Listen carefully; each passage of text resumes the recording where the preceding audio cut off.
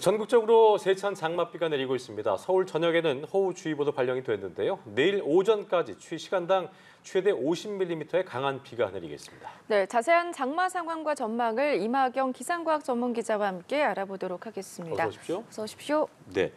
자, 지난 주말에 장마가 시작이 됐고 비가 많이 왔었는데 어제는 잠시 소강 상태인 것 같더니만 오늘 또 호우가 이어지고 있습니다. 먼저 현재 장맛비 상황부터 정리를 해볼까요? 네, 현재는 중부를 중심으로 많은 비가 집중되고 있습니다. 네. 현재 인천과 경기 북부로는 시간당 20mm의 강한 비가 관측되고 있는데요. 예. 서울에는 호우주의보가 내려졌고 또 강원과 충청 곳곳으로도 호우특보가 발효된 상황입니다. 한때 충남 부여에서는 시간당 38.6mm의 매우 강한 비가 관측되기도 했는데요. 전북 군산에서도 36.7mm의 폭우가 쏟아졌습니다. 예. 세종과 여수에서도 시간당 30mm 안팎의 강수가 관측이 됐는데요. 남부는 지금 잠시 소강 상태에 접어든 상태고요. 오늘은 중부를 중심으로 강수가 좀 집중될 걸로 보입니다. 네, 지난 주말에도 보면은 밤사이에 폭우가 많이 내린 것으로 그렇습니다. 기억이 나는데 내일까지 얼마나 많은 비가 내릴까요? 네, 비는 내일 오전까지 이어질 걸로 예상이 되고 있는데요. 네. 수도권과 일부 강원 지역에만 낮까지 잠시 이어지는 곳이 있겠습니다. 현재 비 강수량을 좀 살펴보면은 경기 북부와 강원 북부로 최대 120mm의 많은 비가 지금 예보가 된 상태고요. 수도권과 강원 중부로도 100mm, 그리고 충청으로는 30에서 80mm의 비가 예보가 됐습니다. 남부에는 최대는 80mm 안팎의 강수량이 지금 예보가 된 상태인데요. 적게는 10에서 많게는 80mm의 비가 내릴 걸로 지금 예상되고 있습니다. 예. 강수 집중 시간을 좀 살펴보면요. 네. 이 수도권은 오늘 늦은 밤에서 내일 새벽, 이 밤 사이에 비가 좀 집중될 걸로 보이는데요. 시간당 30에서 50mm의 강한 비가 쏟아질 수 있기 때문에 특히 밤 사이는 취약 시간대이기 때문에 이때 좀 주의가 좀 필요해 보이고요. 예. 강원 지역으로도 내일 새벽에는 최대 50mm의 많은 비가 쏟아질 수 있겠습니다. 또 전남과 제주는 내일 새벽에 시간당 20에서 30mm의 또 큰 비가 내릴 걸로 예상이 되는데요. 비가 내일 오전 대부분 그치고 나면은 이제 낮에는 비가 소강 상태에 접어들 텐데 이때는 또 비구름이 습기를 몰고 와서 이 체감하는 더위가 좀 있을 걸로 예상이 됩니다. 많은 땡볕 더위는 아니겠지만요. 이 습기가 좀 올라간 상태에서 기온도 30도 안팎으로 오르기 때문에 이 더위가 찾아올 수 있다는 점도 유념하시기 바랍니다. 네. 이번 여름에는 뭐 더위도 그렇고 이 장마도 그렇고 더위도 갑자기 더워졌잖아요. 그런 것처럼 이번에도 보니까 장맛비가 시작부터 많은 비를 뿌리고 있습니다. 네. 이게 보니까 벌써부터 평년 강수량의 3배를 넘겼다면서요? 네, 맞습니다. 아직 장마 초입인데 굉장히 세찬 비가 지금 떨어지고 있죠. 네. 제주의 경우에는 19일에 이제 장마가 시작이 됐고 남부는 22일, 또 중부는 29일, 그러니까 29일 나흘 정도 좀 늦게 시작을 했는데요. 시작부터 굉장히 많은 비를 뿌리고 있습니다. 제주의 경우에는 시간당 강수가 80mm가 넘는 굉장히 강한 비가 관측되기도 했었는데요. 지난 주말에는 이 산지를 중심으로 이틀간에 372mm의 물벼락이 떨어졌습니다. 또 제주의 이제 예년 평년 누적 강수량을 보면은 103mm 정도인데 이미 지금 6월에만 370mm 정도, 굉장히 3배 정도 가까운 큰 비가 떨어졌다고 볼 수 있겠고요. 이 전남 구례와 진도를 중심으로도 이틀간 200mm 이상의 폭우가 쏟아졌고 가평에도 지난 주말에는 100mm가 넘는 시작부터 굉장히 많은 비가 집중된 걸 확인할 수 있습니다. 네, 최근에 보면은 말씀해 주신 것처럼 장마가 다양한 양상을 좀 보여주고 있는 것 같거든요. 이번 비만 보더라도 뭐 시작부터 많은 폭우가 내렸다라고 말씀을 해주셨는데 어떤 특징을 가지고 있다라고 볼 수 있을까요? 네, 우선 지난 장마들을 좀 살펴보면요. 네. 굉장히 특징이 뚜렷합니다. 이게 일관성 있게 비슷하게 나타나는 게 아니라 굉장히 들쑥날쑥한 걸 확인할 수 있는데요. 네. 뭐 2018년에는 역대 2번째로 짧은 장마가 찾아왔었는데 2020년에는 역대 최장, 즉 54일간 장마가 이어졌었거든요.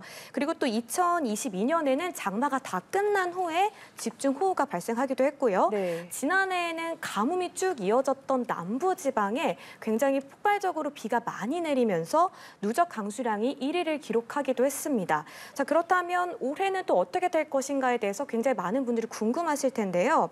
우선 지금 초입부터 세찬 비가 떨어지는 것에 대해 대해서는 이 강수 구조에 좀 집중을 하는 게 좋습니다.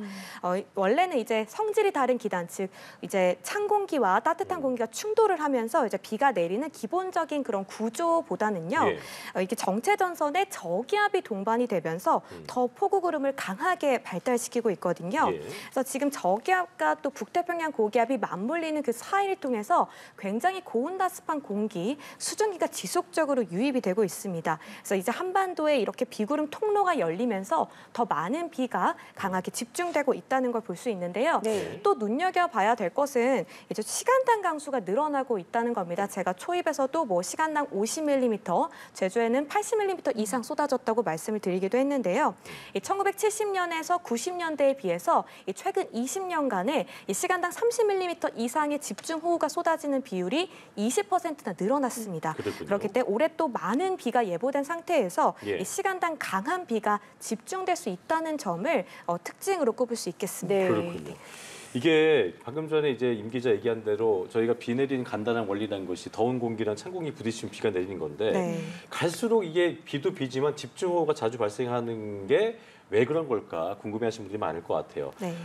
우리가 항상 지구 온난화 얘기도 하는데 이 부분도 영향을 좀 미쳤을까요? 네, 맞습니다. 이제 지구 온난화로 바다 온도가 계속해서 뜨거워지고 있는 게 그 원인인데요. 지금 한반도 주변에 있는 바다 온도가 2도에서 4도 가량 지금 높은 상황입니다. 굉장히 높고 지금 전 지구적으로도 바다 온도가 관측사상 최고치를 기록하고 있는데요. 이렇게 해수 온도가 올라가게 되면은 수증기 공급이 굉장히 활발해집니다. 뜨거운 공기를 품고 따뜻한 공기가 지속적으로 한반도로 유입이 되기 때문에 폭우 구름을 더 강하게 발달시킬 수밖에 없는 상황인데요.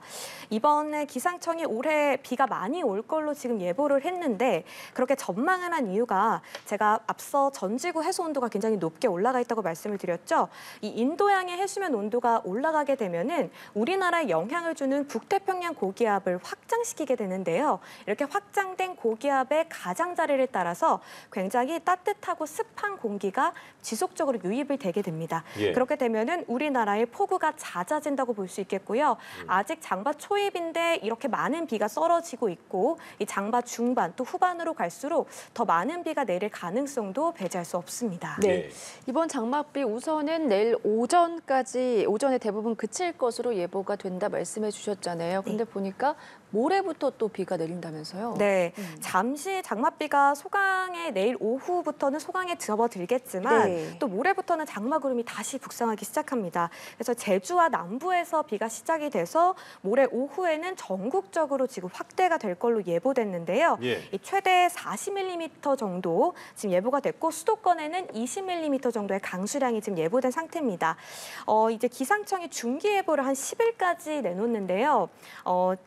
다음 주 금요일까지 중기 예보를 살펴보면은 다음 주 내내 비가 내릴 걸로 지금 예상이 되고 있습니다. 정체 전선이 한반도를 오르락 내리락 하면서 저녁에 지금 비를 뿌릴 걸로 예상이 되고 있고요. 계속 비네요. 네, 당장 이번 주 주말에도 비가 전국적으로 내릴 걸로 예상되고 있습니다. 그렇군요. 자, 끝으로 집중호우가 발생했을 때 일단 뭐 인명피해가 발생하면 안 되기 때문에 대처를 잘해야 될 것 같습니다.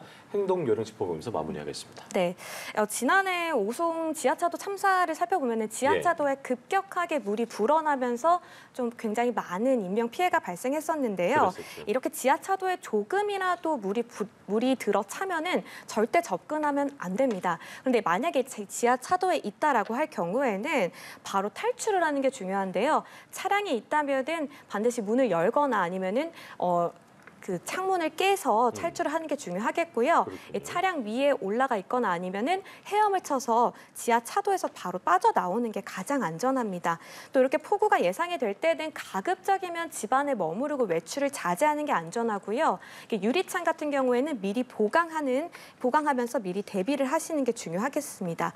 또 이렇게 비가 계속되면은 많은 비로 산사태가 발생할 우려가 커집니다. 집안이 약해졌는데 계속해서 많은 비가 누적이 됐을 때 피해가 발생하거든요. 그렇기 때문에 이 산사태 발생하지 않도록 각별히 유의하시기 바랍니다. 알겠습니다. 자세한 장마 상황과 전망을 짚어봤습니다. 이마경 기상과학 전문 기자와 이야기 나눠봤습니다. 고맙습니다.